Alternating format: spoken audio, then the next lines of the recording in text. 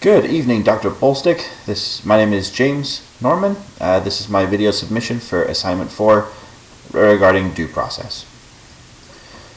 When I first learned about due process, it was explained, and I did some reading, that it was a tool for school staff and administrators to use if there is ever disagreements between parents and what your verdicts are. But I was wrong. When we talk about due process in special education, it's easy to think of it as just legal paperwork. It's actually what allows parents to push back when school isn't doing enough. It goes both ways. Without it, free appropriate public education and least restrictive environment would be pretty vague, and schools could interpret them however they want. There are 3 cases that I found that kind of lead into each other that I think are very, that make you understand this very well. The first case is Board of Education versus Rowley. This case basically sets a baseline for FAPE. The court said that schools only need to provide some educational benefit, not to maximize a student's potential.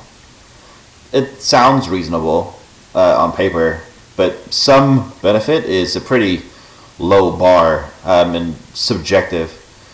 So like, who decides what's enough? It leads into the second case that kind of contradicted it. Andrew F. versus Douglas County School District. This case pushes back on the previous idea.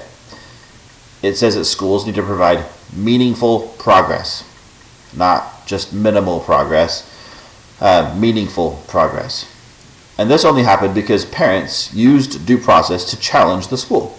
So this is a good example of how due process actually raises the standard over time, from the first case of Board of Education versus Rowley to this one.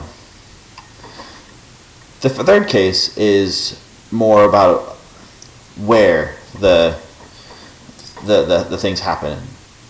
It's Honig versus Doe. This one is more about discipline and placement. The court said schools can't just remove a student for behavior related to their disability, at least not without going through due process.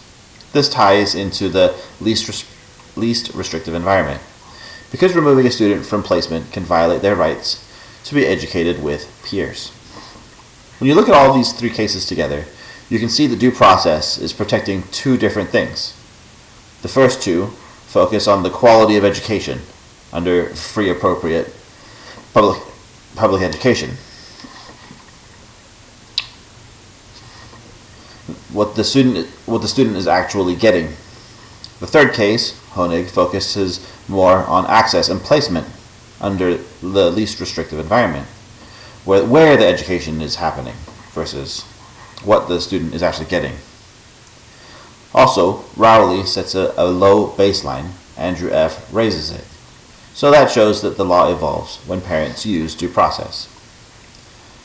According to law and special education, due process is one of the main safeguards that ensures students actually receive FAPE.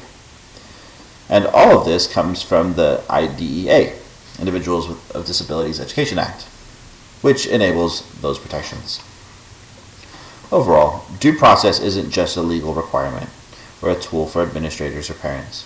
It's what makes FAPE and LRE real protections and not just ideas on paper. Thank you very much for listening to my video submission. If you have any questions, let me know.